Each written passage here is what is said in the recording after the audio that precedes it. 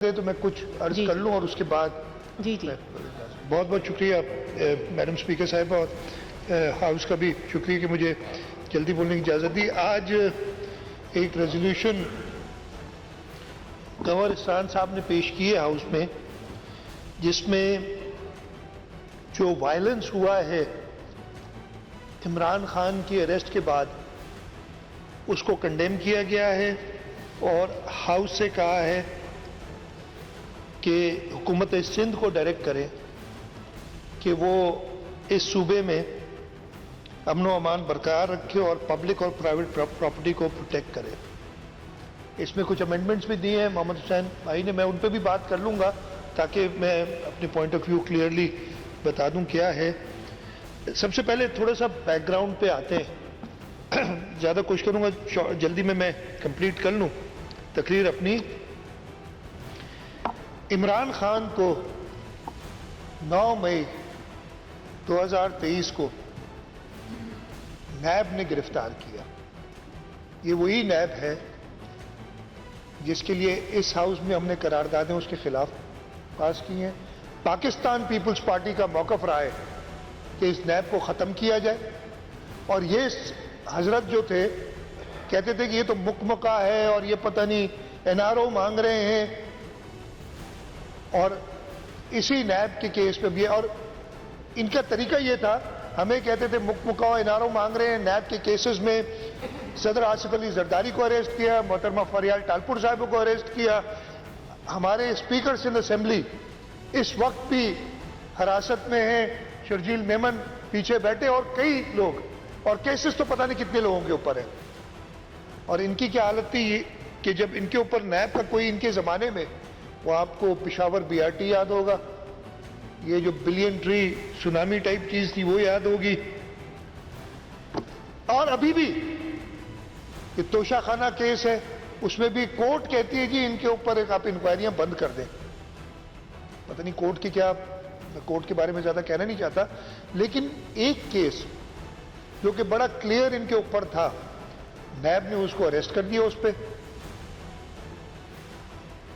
होता क्या है, जब एक आयरनी थोड़ी सी देखें, हम चाह रहे थे और हम अभी भी चाह रहे थे कि हम नैब के कानून को खत्म करें, लेकिन इन लोगों ने प्रोपेगेंडा शुरू किया कि देखिए आते ही ये NRO ले रहे अपने लिए। हमने फिर भी आसानियां की, और पहला बेनिफिशियरी उस अमेंडमेंट का इमरान खान नियाजी है। पहले 90 दिन का रिमांड होता था, अप टू 90 डेज, खत्म करके अप टू 14 डेज कर दिया। मुझे वो दिन नैब के केस में अगले दिन वो जो नैब वाले थे कि जी हमें 14 दिन का रिमांड दें, तो जरदारी साहब खड़े हुए, उन्होंने कहा जज साहब इन्हें 90 दिन का रिमांड दें, ये मुझे नहीं छोड़ेंगे। ये नहीं कहा था कि जलाओ घिराओ कर दो और मुझे अरेस्ट कर लिया है, का कानून भले अपना रास्ता लेने के 90 दिन का रिमांड दें, इनको तकलीफ होगी मुझे हर 14 दिन लेके आएंगे, आप एक साथ ही 90 दिन का रिमांड दें। और इस शख्स को क्या फायदा हुआ, उसी दिन इन्होंने जो शुरुआत की जलाओ घेराव तोड़ फोड़ की, जो कि खास तौर पे लाहौर, पिशावर और कराची में भी, इधर सिंध के अंदर भी उन्होंने कराची के अलावा हैदराबाद में कोशिश की, कई और डिस्ट्रिक्ट्स में कहीं 10 कहीं 15 कहीं 5 लोग जमा हुए। हमारी बड़ी क्लियर इंस्ट्रक्शंस थी हमारी पुलिस को, लॉ इन्फोर्समेंट को, कि जी पुरअमन एहतजाज कहीं पे भी कोई करना चाहे उसको पूरी इजाजत है, हम सियासी जमात है, पूरी इजाजत है, लेकिन कानून को अपने हाथ में लेने नहीं देंगे। बड़ी इंस्ट्रक्शंस, क्लियर इंस्ट्रक्शंस पास की हुई थी। और जब वो पहली बार निकले थे, काफी दोस्त कहते हैं कि जी ये शारा फैसल पे हो गया था उस दिन, पहली जब वो निकले तो मेरा ख्याल है कोई आधे घंटे के अंदर डिस्पर्स हो गए थे, लेकिन फिर वो जो सोशल मीडिया पे इन्होंने चलाया और एक माहौल पैदा किया, और इधर सब कोर कमांडर का घर कह रहे, कोर कमांडर का घर, अब कोर कमांडर साहब रहते हैं उसमें, ये कायदे आजम मोहम्मद अली जिन्ना का घर है।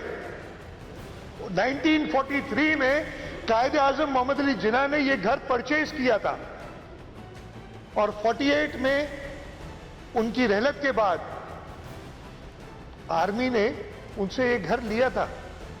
जो उनकी ट्रस्ट थी उससे।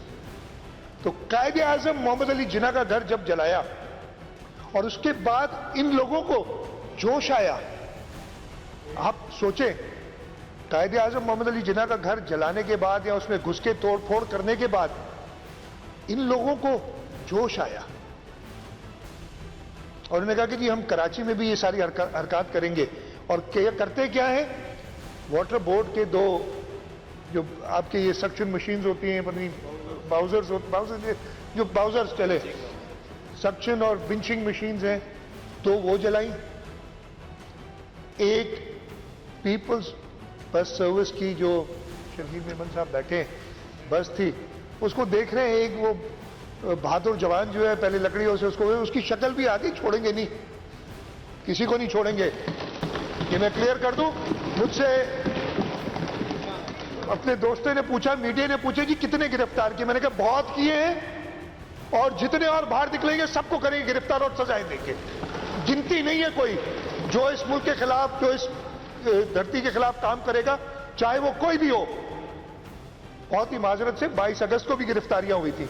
22 अगस्त को भी जब वहां से निकले थे तो ARY की जाके तोड़फोड़ शुरू की थी, आप लोगों ने साथ दिया था उस वक्त काफी, और वो मैं उसका भी जिक्र करूंगा।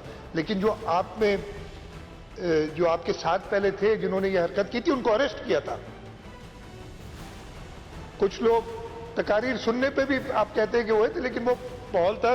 लेकिन अच्छा है आप लोग अब इस चीज को कंडेम करते हैं, बड़ी अच्छी बात है। अगर हिस्ट्री में नहीं जाता तो जो बाहर निकलेगा, अगर पुरअमन एहतजाज करना चाहता है, इंतजामिया से परमिशन ले, हम परमिशन देंगे, एहतजाज करे पुरअमन।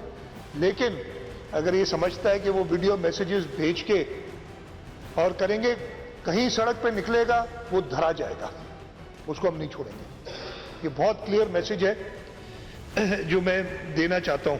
अच्छा, इधर 2-3 बात हुई कि पहले भी 2 बार, एटलीस्ट 2 बार, मुझे और याद नहीं है, अटैक हुए हैं। GHQ पे भी अटैक हुआ है, कोर कमांडर कराची पे कातिलाना हमला हुआ है। ये पहली बार नहीं हुआ, लेकिन वो किसने किया? तहरीक तालिबान पाकिस्तान और यहां पे अल-कायदा। अब पाकिस्तान तहरीक इंसाफ को फैसला करना है कि वो तहरीक तालिबान पाकिस्तान बनना चाहती है या इस मुल्क की एक सियासी जमात बनना चाहती है, जैसे MQM बनी एक सियासी जमात। ये उनको फैसला करना है किसके साथ खड़े हैं। इन्होंने जो मैंने बताया कि ये अटैक जो ये किया कराची में, जो इन्होंने नुकसान किया, केसेस रजिस्टर्ड है। हम हर एंड पे जाएंगे कराची में अमन बहाल करने के लिए। बड़ी मुश्किल से अमन मिला है, मैंने अपनी जिंदगी में, और जो लोग हैं उन्होंने बड़ी मुश्किल सूरत हाल कराची में देखी है। हम वापस नहीं ले जाना चाहते उस तरफ। उस रात को जब हम ये मामला हुआ था, निकले थे, हुकूमत सिंध ने कोशिश की, शार फैसल रात को वहां पे कम से कम 4 गाड़ियां जली हुई थी, 2 बाउजर, 1 बस और 1 प्राइवेट व्हीकल जली हुई थी। इन गाड़ियों को पूरे दरख्तों ने, यार आपका क्या कसूर किया है, दरख्तों की टहनियां तोड़ के, जैसे इस्लामाबाद में किया था इन्होंने, उनको आग लगा रहे। अभी भी, कल भी इन्होंने कोशिश की एक जगह पे। कल एक और इन्होंने हरकत की है, एक पुलिस की मोबाइल को आग लगाई है यूनिवर्सिटी रोड पे। नहीं छोड़ेंगे, क्लिप्स हैं हमारे पास मौजूद। अभी तो चूहे छुपे हुए, ये बिलों से निकलेंगे, या तो ये बिलों में हमेशा के लिए दफन होंगे, बिलों से निकलेंगे, इनको हम नहीं छोड़ेंगे। ये बड़ी क्लियर इंस्ट्रक्शंस है, इनको धरा जाएगा जहां पे भी है। तो हमारे पास एविडेंसेस हैं, मैं ज्यादा डिटेल नहीं देना चाहूंगा इधर, इसलिए कि फिर वो हम नहीं अपना केस कमजोर करना चाहते। बड़े वाज़ेह सबूत मौजूद हैं। अब वो लोग कहते हैं ना, हमारी डिस्कशन हुई थी कि मीडिया पे दिखाएं कुछ सबूत, फिर हमने कहा नहीं, केस हमारा कमजोर हो लाएंगे, लेकिन हम चाहते हैं इनको सजा दिलाई जाए। ये सियासी बात नहीं थी, ये पाकिस्तान की सालमियत पे हमला था। और जैसे मैंने कहा कि अब इनको फैसला करना है कि इन्होंने तहरीक तालिबान पाकिस्तान बनना है या पाकिस्तान तहरीक इंसाफ जो अपना नाम कहते हैं वो बनना है। और उसके लिए जैसे इधर दोस्तों ने अमेंडमेंट्स पेश की, मैं दो अमेंडमेंट्स आई, मैं दोनों पे बात करना बहुत ब्रीफली चाहूंगा और अपना मौकफ देना चाहूंगा। वैसे तो हाउस की मर्जी है जैसे भी उसको करे। आपने वो स्पेसिफिक्स दिए हैं, कोर कमांडर हाउस नहीं, जिना हाउस है। कोर कमांडर लाहौर जिना हाउस है मेरे भाई, वो अलग नहीं है, एक ही है। मैं कह रहा हूं स्पेसिफिक्स नहीं, इसलिए कि एक सेकंड मेरे लिए एक टहनी का जो नुकसान करता है वो भी जिम्मेदार। मैं बैठ के लिस्ट नहीं लिखूंगा पूरी ये नुकसान हुए, इसलिए मैंने खुद कहा कि स्पेसिफिक्स नहीं डालो।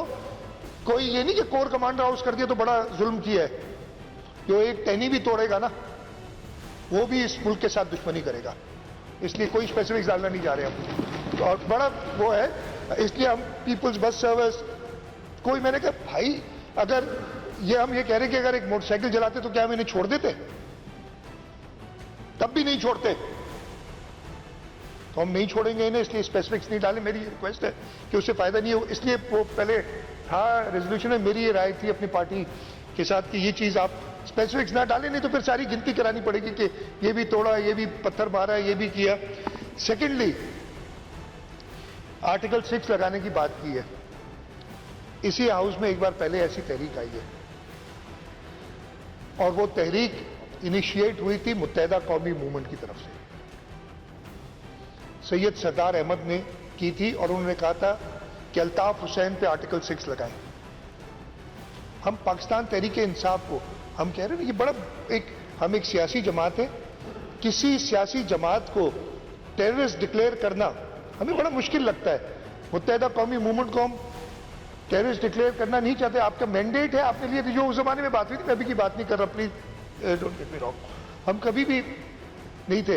हाँ, कहीं पे प्रॉब्लम होते थे, वो जो 22 अगस्त को हुआ था एक्शन उसके ऊपर हुए, लेकिन उस वक्त 21 सितंबर थी गालिबन 2016, सैयद सरदार अहमद जो पार्लियामेंट्री पार्टी हेड थे मेरे ख्याल है उस वक्त, उन्होंने करारदाद इनिशिएट की थी कि अल्ताफ हुसैन के ऊपर आर्टिकल 6 लगाया जाए। आज ये कुर्सियां खाली हैं, मैं चाहता कि हलीम आदिल शेख, पता नहीं जो भी है, खुर्रम शेर जमान, फिरदौर शमीम नकवी इधर आते और ये करारदाद पेश करते कि इमरान खान पे आर्टिकल 6 लगाए, जैसे एमक्यूएम ने सबूत दिया था अपने वफादारी का मुल्क के साथ, पीटीआई को देना चाहिए था आज आके इधर, पीटीआई को डिसोन करना चाहिए था, वो डिसोन नहीं कर रहे। बड़ी अजीब और गरीब, कोई आता है उनका टीवी पे कहते हैं जी हम किसी, ये दोगली पॉलिसी नहीं चलेगी। तो मैं ये रिक्वेस्ट करूंगा इस हाउस को कि ये एक एक्सट्रीम स्टेप होता है। हमने ये स्टेप उस वक्त शुरू किया था जब उनकी अपनी पार्टी इनिशिएट किया था उन्होंने कि आर्टिकल 6 अल्ताफ हुसैन पे लगाए। यह मौजूद है मेरे पास जो उस वक्त की रेजोल्यूशन है कि कहते पाकिस्तान मुखालिफ लगे जाने और लंदन से एमक्यूएम के बानी अल्ताफ हुसैन की मुतनाज़ा और इश्तियाल अंगेज तकरीर एंड सो ऑन आगे है कि इस पे आर्टिकल 6 लगाए जाए उन लोगों पे। मैं कहता हूं हम सियासी जमात हैं, हम नहीं चाहते किसी को टेररिस्ट। तहरीक तालिबान पाकिस्तान सियासी जमात नहीं है, वो एक टेररिस्ट ऑर्गेनाइजेशन है। अब पीटीआई के ऊपर वक्त आ गया है कि वो फैसला करे, जैसे एमक्यूएम ने फैसला किया था कि वो एक सियासी जमात है, टेररिस्ट ऑर्गेनाइजेशन नहीं है। इन्हें मौका दें, आए इधर, ये अगर करेंगे तो हम सोचेंगे कि इसके का साथ दिया जाए कि नहीं दिया जाए। हमें नहीं बचना चाहिए एक जज किसी चीज का, मेरा ये ख्याल है। इसलिए मैं ये रिक्वेस्ट करूंगा कि इस अमेंडमेंट को छोड़ें। ये रेजोल्यूशन बड़ी स्ट्रांग है, इस रेजोल्यूशन में हाउस की सेंस भी आ जाती है, आप बता भी देते हैं कि पाकिस्तान की प्रॉपर्टी, चाहे वो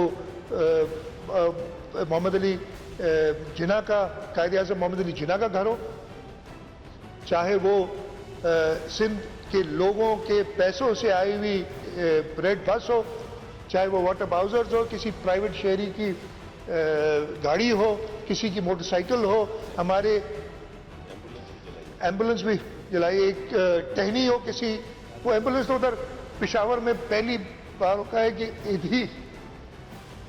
एम्बुलेंस जलाई है इन्होंने। तो अब